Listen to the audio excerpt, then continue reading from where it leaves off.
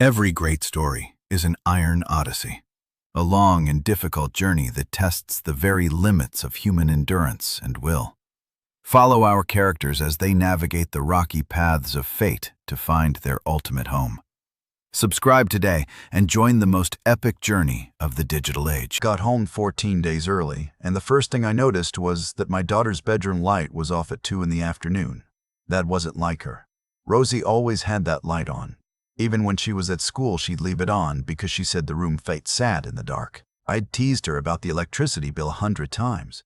But that afternoon, the light was off, and I stood in the driveway with my duffel bag over my shoulder, staring up at that dark window, and something just sat wrong in my chest. I'd been doing underground pipeline inspections in rural Wyoming for 11 weeks, 12-hour days, no cell signal for stretches at a time, crew-only housing outside a town with a single gas station and a diner that closed at 7. My wife had been handling everything at home, Rosie's school, the house, all of it. We'd talked maybe every 3 or 4 days when I could get a signal. Normal stuff. "How are you?" "I miss you. Work is fine." Rosie says hi. Rosie never actually got on the phone. I didn't think much of it at the time. She was 13. 13-year-olds don't want to talk to their dads on the phone. I told myself that. When I walked inside, my wife was in the kitchen. She looked up and her face did something complicated. Not quite happy, not quite relieved. Something in between. "You're early," she said. "Crew got stood down. Pipe supplier issue." I set my bag down. "Where's Rosie?" She looked at her hands. "She's at the program." "What program?" "The one I told you about. In Tennessee." I hadn't gotten a clear signal during most of that conversation. I remembered fragments, something about a structured program, something about how Rosie had been struggling at school, acting out, getting in with a bad group of kids. My wife had been worried. I remembered saying something like, "Whatever you think is best." I remembered the line cutting out. I did not remember agreeing to send my daughter to Tennessee. "When did she leave?" I asked. 6 weeks ago. 6 weeks. My daughter had been gone for 6 weeks, and I had spoken to her 0 times. I had assumed she was upstairs with her light on, doing homework or watching videos on her phone. I had assumed she was 14 minutes away from me every single day for 6 weeks. "Have you talked to her?" "They limit contact the first 2 months. It's part of the program she's adjusting." I asked my wife to show me the brochure. Whitmore Academy for Young Leaders. That was what it was called. There was a picture of a big white farmhouse on a hill, green fields, kids in matching navy shirts, smiling at the camera. The brochure talked about structure, discipline, character development, outdoor education. It said the program was designed for teenagers who needed redirection. It said parents typically saw profound results within the first 90 days. It did not say where in Tennessee. It did not have a street address. I asked my wife how much it cost. She told me. I sat down. $14,000 for a 90-day session. She pulled it from our savings account, the one we've been building for Rosie's college. I'm not proud of how the next 2 hours went. We said things to each other that don't need repeating here. What I will say is that by the time it was over, I had the name of the intake coordinator and a phone number, and I was in my truck with the engine running. The woman who answered called herself Ms. Dunbar. She was very calm, very professional, the kind of calm that sounds like it's been trained. She explained the communication policy. She explained that Rosie was doing well. She explained that contact restrictions during the adjustment phase were standard practice and in the best interest of the student. I asked if I could speak to my daughter. She said not at this time. I asked for the physical address of the facility. She said that information was provided to enrolled families in the welcome packet. I said I was an enrolled family and I needed the address. She said the welcome packet had been mailed to the primary contact on the account. My wife hadn't shown me any welcome packet. I hung up and went back inside. The welcome packet was in the drawer under the microwave. I almost missed it. The address was on the 3rd page. A county road outside a town called Faulkner, which I'd never heard of, in the far northeastern corner of Tennessee, about 700 miles from my front door. I left at 4 in the morning. I've driven long distances my whole career. I know how to stay awake. I know how to keep my head clear, but that drive was different. Every hour that passed felt like it was adding weight to something I couldn't name yet. I kept doing math. 6 weeks. $14,000. No phone calls. A brochure without an address. I got there around 2 in the afternoon. The property was set back from the road, behind a gate with a keypad. There was a fence, not a decorative fence, an actual chain link fence, 8 feet tall, the kind that's meant to keep people either in or out. The white farmhouse from the brochure was real, but it was smaller than it looked in the photos, and the fields around it weren't green. It was November. The fields were gray and dead, and there were bare trees on the ridge above the property, and standing in those trees, barely visible, were kids in navy shirts, working. There were maybe 6 or 7 of them. They had hand tools, axes, loppers, what looked like brush hooks. They were clearing dead wood from the tree line. It was 41 degrees and overcast, and they were in navy shirts with no jackets. I sat in my truck for a long time looking at that. Then I got out and walked to the gate and pressed the intercom button. A man answered. I told him I was a parent. I told him I'd driven from Iowa and I was there to see my daughter. He told me visitation was by appointment only. I told him I'd like to make an appointment. He told me appointments were scheduled at the discretion of the program director and typically happened in the 6th week of the 2nd session. My daughter was in her 1st session. I told him I was not leaving. He didn't respond. The intercom clicked off. I went back to my truck and I called the county sheriff's non-emergency line. I explained what I'd seen. The woman on the other end asked me if I had reason to believe there was immediate danger. I said I didn't know. I said I'd seen children doing physical labor outdoors in cold weather without appropriate clothing.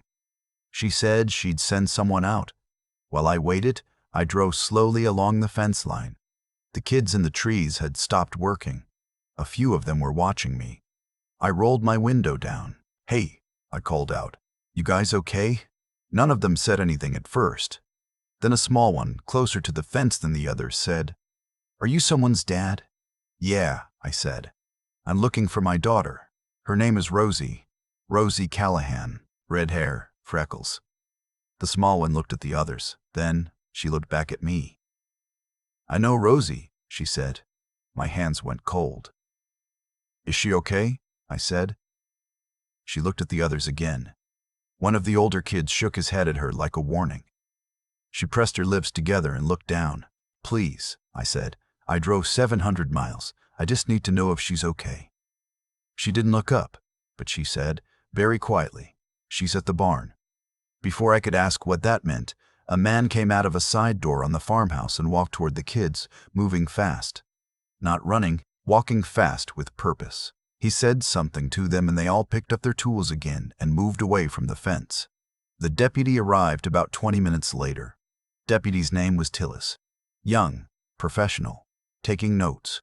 He listened to what I told him. He looked at the fence. He looked at the kids through his own binoculars. That fence give you any concern? I asked. It's a private property, he said. They're permitted to have a fence. Kids working outdoors in 30-something degree weather without coats. Outdoor education programs do that sort of thing. I understood then that he wasn't going to be the person who fixed this. He was going to note my concerns and file a report and go have dinner. I didn't blame him. He didn't know what I knew. He hadn't talked to that kid by the fence. My daughter is in there, I said. She's 13. I want to see her. Sir, if she's an enrolled student, the facility has legal. I know what they have legally. I'm telling you as a father that something is wrong. He filed the report. He told me he'd contact Child Protective Services as a follow-up. He gave me a card. Then he drove away. I called a lawyer. My brother-in-law, actually. He practices family law in Des Moines. I told him everything. There was a long pause on his end. Listen to me carefully, he said. You're the biological parent. If you're physically present and you want your child released into your custody, they cannot legally prevent that. They are not a court. They do not have guardianship. Your wife signed an enrollment agreement, not a custody transfer. Go to that gate and demand your daughter. I went back to the gate. I pressed the intercom. When the man answered, I said, My name is Patrick Callahan. I am the biological father of Rosie Callahan. Date of birth, March 11, 2011. I am lawfully entitled to take my child into my custody. If you do not bring her to this gate in the next 15 minutes, I will call every news outlet I can find and I will be on your doorstep with a camera crew before morning. Silence. Then, please wait. 8 minutes passed. The gate opened. A woman I hadn't seen before walked toward me across the gravel. Behind her, about 10 steps back, was my daughter.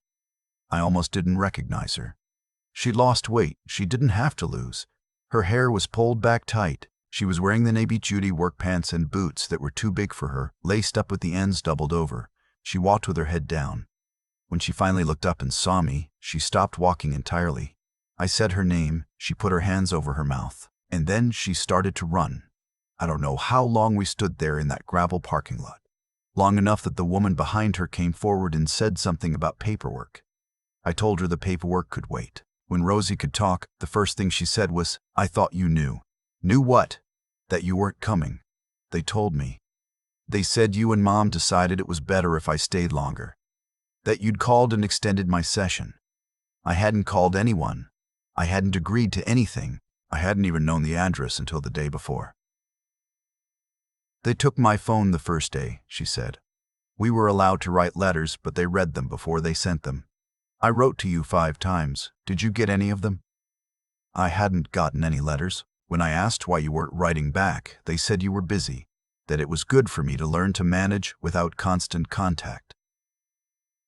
She was shaking. Not from the cold, though it was cold. Just shaking.